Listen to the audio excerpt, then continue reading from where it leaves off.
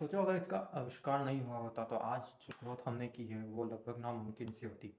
1947 में इन्वेंट हुआ ये बेल लैब्स में, नाम था ट्रांजिस्टर।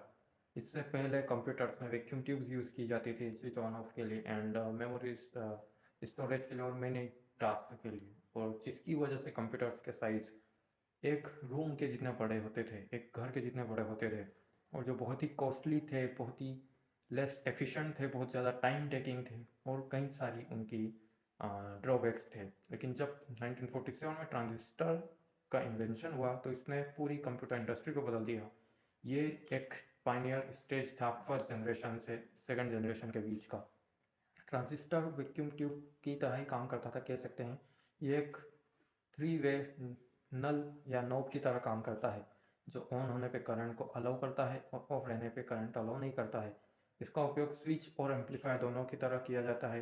और ट्रांजिस्टर ने में यूज़ होता है सेमीकंडक्टर, सिलिकॉन, जर्मेनियम जैसे मेटल्स, सेमीकंडक्टर मेटल्स जिनको कह सकते हैं, जो ना मेटल है ना नॉन मेटल है। मेटल्स में करंट फ्लो हो सकता है, नॉन मेटल में नहीं होता, लेकिन उनके बीच में जो मेटेलॉइड्स आते हैं जिनको हमने सेमीकंडक्टर नाम दिया है, ये होते हैं सिलिकॉन, जर्मेनियम ऐसे एलिमेंट्स। इनकी खासियत ये है कि ये वैसे तो करंट कंडक्ट नहीं करते, लेकिन जब इनको एक स्पेसिफिक टेम्परेचर दिया जाए या कंडीशन तो ये करंट फ्लो अलाउ करते हैं। इसका मतलब हम करंट के फ्लो को कंट्रोल कर सकते हैं, और यही बेस था मॉडर्न कंप्यूटर्स का, जिससे ट्रांजिस्टर बने और उन ट्रांजिस्टर्स को जोड़ के लॉजिक गेट्स बनाए गए। अगर आपने कभी पढ़ा हो AND gate, NOR gate, NOT gate, और गेट वगैरह वगैरह, एक्स और गेट, एक्स नॉर गेट, उनको मिला करके बनाए गए आईसीज, इंटीग्रेटेड सर्किट्स, और उनको मिला करके हज़ारों लाखों ट्रांजिस्टर्स को मिला के बनाए गए माइक्रोचिप्स, माइक्रो प्रोसेसर्स, जो आज पूरे कंप्यूटर इंडस्ट्री का बेस है। चाहे आपका फ़ोन हो, चाहे आपका छोटा सा मल्टीमीडिया डिवाइस हो या बड़ा से बड़ा डिवाइस हो, कंप्यूटर हो, कितने ही बड़े हाईटेक कंप्यूटर्स हो, सभी का बेस एक माइक्रो प्रोसेसर है।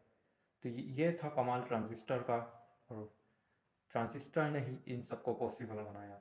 सोचो अगर ट्रांजिस्टर की इन्वेंशन नहीं हो रही होती तो आज क्या ये सब मुमकिन था?